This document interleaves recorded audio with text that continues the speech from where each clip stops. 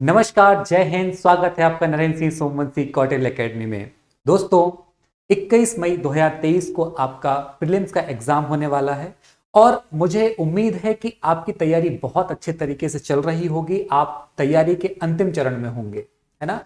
आपने बेहतर तरीके से थ्योरी के साथ साथ ऑब्जेक्टिव भी बहुत अच्छे तरीके से सॉल्व किए होंगे, यानी कि आपकी चहुमुखी जो तैयारी है वो हो चुकी होगी।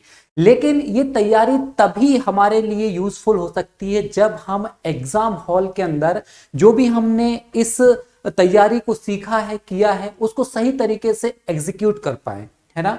कुछ सावधानियों की बात है क्योंकि लगातार हम टेस्ट सीरीज के माध्यम से आपसे जुड़े हुए थे। इसमें कुछ स्टूडेंट्स लगातार ओएमआर फिल में या फिर पेपर सॉल्व करने की जो मेथड होती है उसमें कुछ गलतियां कर रहे थे, है ना। तो आज जो हम बात करने वाले हैं वो ये है कि ओएमआर को सही तरीके से कैसे भरें, कौन कौन सी हमें सावधानियां रखनी चाहिए, पेपर सॉल्व करने की सही मेथड कौन सी है, कितने चरणों यानी कितने स्टेप में हमें पेपर को सॉल्व करना चाहिए, इसकी आज हम बात करेंगे, है ना। चलिए, सबसे पहले आपको जो बोर्ड पर स्क्रीन पर दिखाई दे रहा है कुछ ये नमूना मध्य प्रदेश लोक सेवा आयोग की तरफ से आपको दिखाया गया है। प्रीलिम्स की जो ओएमआर शीट आएगी उसको लेकर के, है ना। हूबहू यही मिलने वाला है, नमूनार्थ ये है ना। इसमें क्या क्या कुछ मेन बातें होती हैं उस पर हम चर्चा करते हैं। यहाँ पे शायद आपको थोड़ा सा धुंधला दिख रहा होगा, लेकिन रिलेट कीजिए मेरी बातों से। यहाँ पे नेम ऑफ कैंडिडेट, देखिए यहाँ पे लिखा हुआ है नेम ऑफ कैंडिडेट। तो नेम ऑफ कैंडिडेट जब लिखा हुआ है यहाँ पर, तो आपको अपना नाम जो है वो पूरा कंप्लीट लिखना है, यानी कि नाम आपका साथ में साथ सरनेम दोनों ही कंप्लीट लिखना है। और ये कैपिटल लेटर में कैसा होना चाहिए, कैपिटल लेटर में, कैपिटल लेटर में आप अपना नाम यहां पर लिखेंगे, है ना। इसके बाद क्वेश्चन बुकलेट नंबर आपको 9:45 पर ओएमआर मिल जाएगी। तब तक आप यहां पे क्वेश्चन बुकलेट नंबर जो है रहेगा उसको फिल नहीं कीजिएगा, क्योंकि आपको 10 बजे जब पेपर मिलेगा तो पेपर के ऊपर क्वेश्चन बुकलेट नंबर लिखा होता है, उसको लिखिएगा आप, है ना। तो अभी आप इसको, जब आपको ओएमआर मिलेगी 15 मिनट एक्स्ट्रा टाइम मिलता है ओएमआर भरने का, इसलिए इत्मीनान से भरिए, कोई जल्दबाजी नहीं है। क्योंकि यहां पर जो भी डिटेल आप देंगे ये डिटेल आप के रिजल्ट को इंपैक्ट कर सकती है ना। यदि एक छोटी सी भी गलती हो गई, एक छोटी सी भी चूक हो गई, तो आपका जो रिजल्ट है वो प्रभावित हो सकता है। क्लियर। तो हमें क्या करना है, डेट ऑफ एग्जाम, यहां पर आपकी जो डेट है वो है 21/05/2023। तो अब कुछ लोग ऐसे कंफ्यूजन में रहते हैं कि कैसे डेट भरे। तो देखिए, डेट मतलब लास्ट के जो 2 अंक है वो आपके ईयर के होने वाले हैं। 2023 को 21 मई को होने वाली है, तो इस तरीके से आप डेट भरेंगे, है ना। इसके बाद आपका नीचे जो फॉर्मेट है वो है रोल नंबर का। रोल नंबर बहुत इत्मीनान से भरना है। जो भी आपका रोल नंबर है 2-3 बार आप चेक करिए, है ना। कम से कम अपने एडमिट कार्ड से देखिए कि उसमें जो रोल नंबर लिखा है वही आपने यहां ऊपर लिखा है या नहीं। पहली स्टेप में आप रोल नंबर ऊपर लिखेंगे, देन आपने जो रोल नंबर ऊपर लिखा है उसी के अकॉर्डिंग आपको क्या काम करना है, कंप्लीट सर्कल जो है वो फिल कर देना है। सर्कल कंप्लीट फिल होना चाहिए, ना तो बाहर निकलना चाहिए और ना ही जो है वो अंदर कुछ अजीब गरीब तरीके से भरे होना चाहिए ना। ऐसे नहीं कि छोटा सा भर दिया और छोड़ दिया, नहीं, कंप्लीट भरे हुए होना चाहिए सर्कल, ठीक है। तो जो भी आपका रोल नंबर रहेगा वो प्रॉपर तरीके से उस सर्कल को complete black ball point pen से भरना है। अब बात करते हैं पेपर, जो 10 बजे से 12 बजे के बीच में होता है वो होता है आपका जीएस पेपर 1। तो आप जीएस 1 भी यहां पर लिख सकते हैं। इस प्रकार से जीएस 1 आप लिखेंगे, देन आप पेपर नंबर 1 के अंदर जो है कंप्लीट आपका सर्कल फिल करेंगे आप, है ना। कंप्लीट सर्कल फिल करेंगे। अब बात आती है क्वेश्चन बुकलेट सेट। ये गोला, ये सर्कल आपके नीचे जो क्वेश्चन आप देंगे ना, 100 क्वेश्चन लगभग उनके बराबर एक अकेला। क्यों? क्योंकि ये जो है, मान लीजिए एक एग्जांपल के लिए कि आपको सेट नंबर ए मिला, ठीक है। आपको सर्कल कौन सा फिल करना है, ए सर्कल फिल करना है, क्योंकि आपको पेपर नंबर जो सेट नंबर है वो ए मिला है ना। गलती से यदि अगर आपने बी फिल कर दिया तो आपकी जो ओएमआर है वो सेट बी के अकॉर्डिंग चेक होगी। क्यों?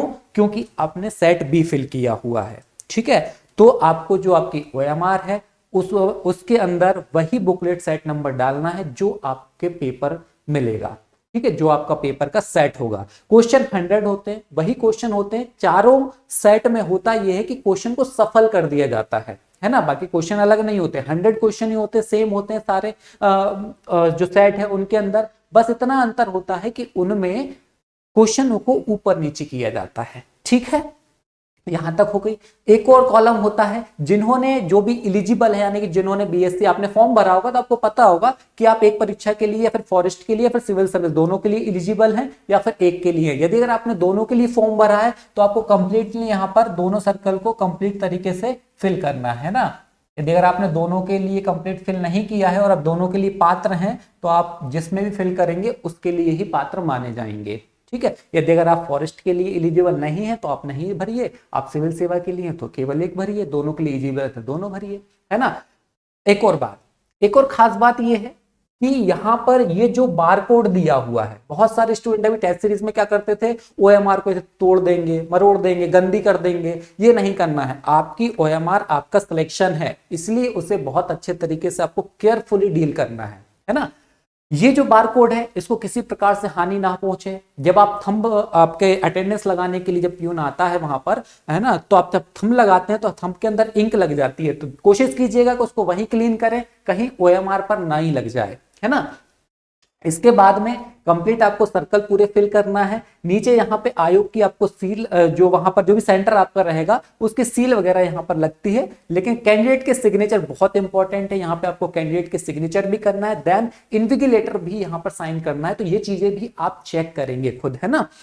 हालांकि वहां पे जो इन्विजिलेटर होते हैं वो आपको बताते हैं कि कैसे कैसे करना है या फिर कोई जो भी है, लेकिन अपनी तरफ से अपने को कंप्लीट तैयार रहना है।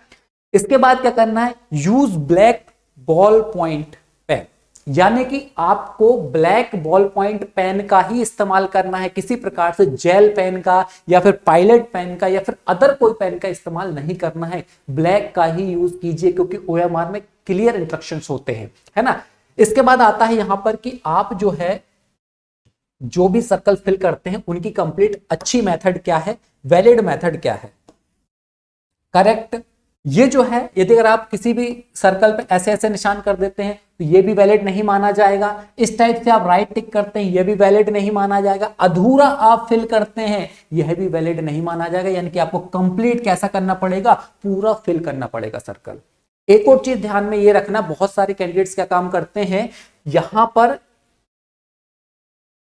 क्या काम करते हैं कि ये जो सर्कल्स हैं, यहां पर सर्कल फिल करने के पहले वो क्या काम करते हैं, इस टाइप से डॉट डॉट लगा लेते हैं। यहाँ पे डॉट लगा लेंगे, यहाँ पे डॉट लगा लेंगे कि हमें जब ओएमआर फिल करना है तो इस प्रकार से वहां पर हमें फिल करना है। इस प्रकार से डॉट नहीं लगाना है, क्योंकि यदि गलती से आप जब आंसर फिल कर रहे हैं और आपको लगता है कि आंसर सी आपका सही है ना, और आपको यहां पर क्या है, हल्का सा आपने डॉट फिल कर दिया, तो ये क्वेश्चन आपका कैसा हो जाएगा, एलिमिनेट हो जाएगा, बिकॉज क्योंकि इस क्वेश्चन के आंसर आपने 2 दे दिए हैं। एक डॉट भी वहां पर रीड किया जाता है ना। कोशिश कीजिए ओएमआर नीट एंड क्लीन हो, किसी प्रकार से गंदी नहीं हो, है ना।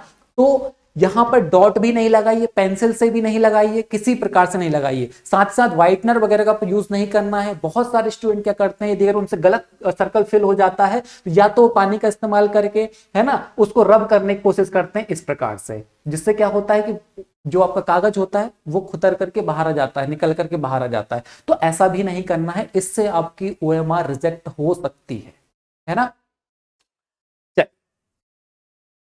इतनी सावधानियां आपको रखना है। ओएमआर पर किसी भी प्रकार का आपको कोई चिन्ह नहीं बनाना है, ना तो आगे ना ही पीछे, है ना। नीट एंड क्लीन होना चाहिए। पीछे की तरफ भी आप कुछ नहीं करेंगे, ना तो अपना नाम लिखना है, ना ही उस पर किसी प्रकार कोई चिन्ह बनाना है। आगे पीछे कहीं पर भी कुछ नहीं लिखना है, ठीक है। चलिए, ओके।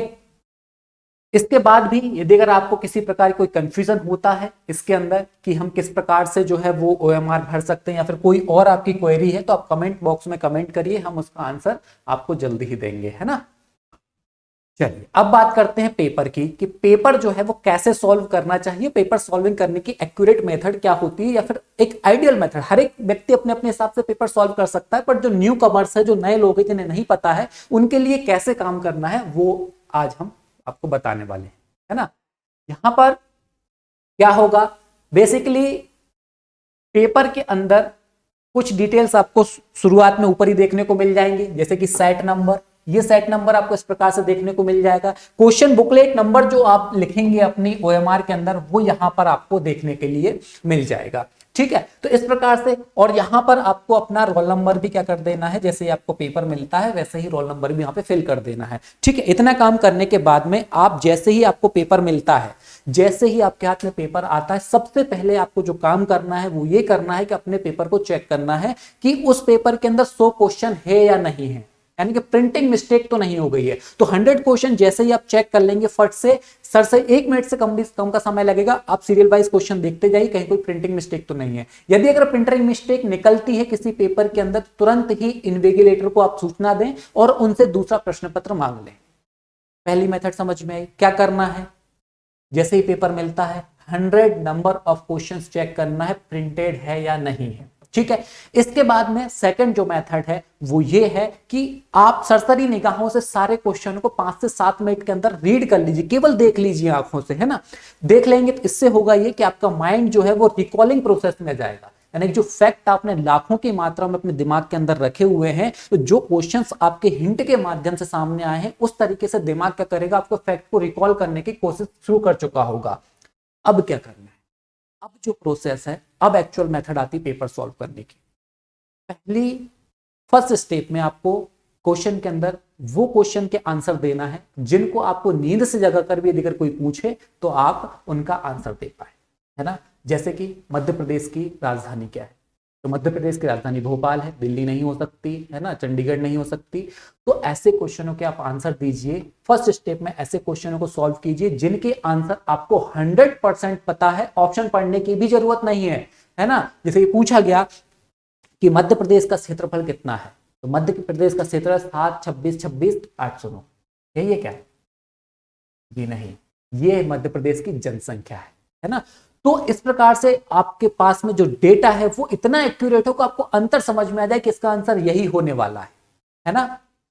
चलिए सेकंड स्टेप की बात करते हैं। फर्स्ट स्टेप में जब आप क्वेश्चन सॉल्व कर लेंगे तो लगभग आपके पास जो क्वेश्चनों की संख्या निकल के आएगी 40 से 50 के बीच में।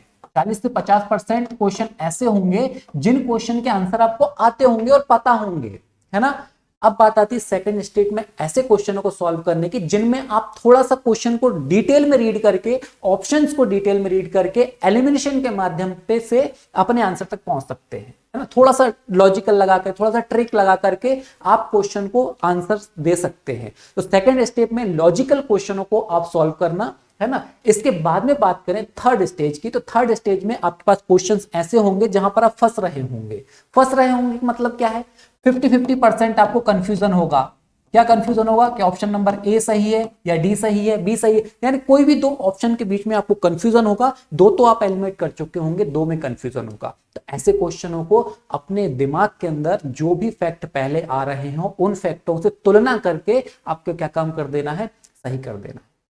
आप नंबर 1 सही सरल क्वेश्चन जिनका आपको उत्तर आता है वो, नंबर 2 जो कि आप रीजनिंग या फिर थोड़े से तार्किक क्षमता का इस्तेमाल करके आंसर ले सकते हैं, नंबर 3 जहां पर 50-50 में आपको कंफ्यूजन हो रहा हो वो क्वेश्चन, नंबर 4 जो है जहां पर किसी प्रकार का कोई आइडिया नहीं है। ऐसे क्वेश्चन आपके सामने देखने को मिलेंगे, है ना। ऐसे क्वेश्चनों की संख्या 15 से 20 से ज्यादा नहीं होगी, ये भी आप याद रखिएगा।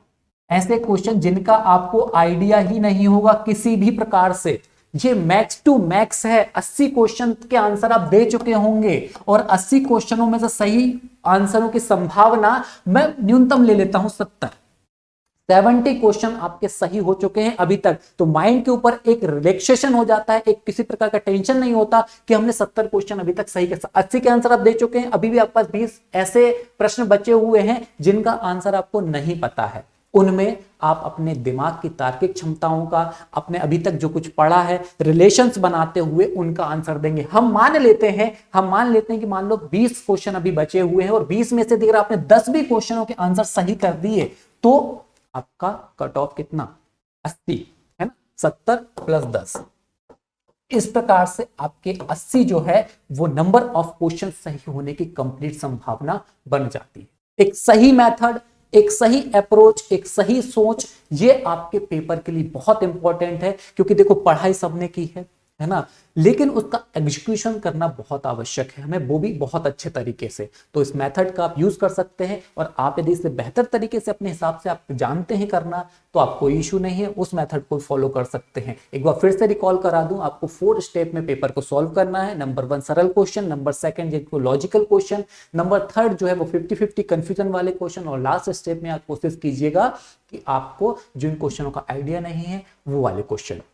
OMR को बहुत अच्छे तरीके से बनना है। घबराहट होना स्वाभाविक बात है, बस अपने आप को कंट्रोल में रखना।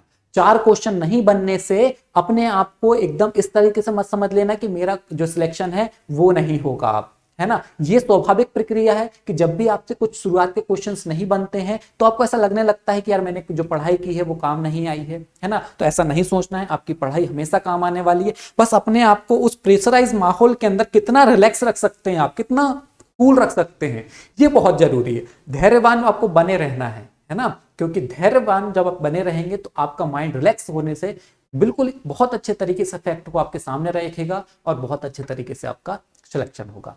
ठीक है, तो इन सावधानियों को आपको रखना है, और अभी जो भी दिन बचे हैं उन दिनों में आपको रिवीजन करना है। ठीक है, एग्जाम की शुभकामनाओं सहित मैं देवेंद्र।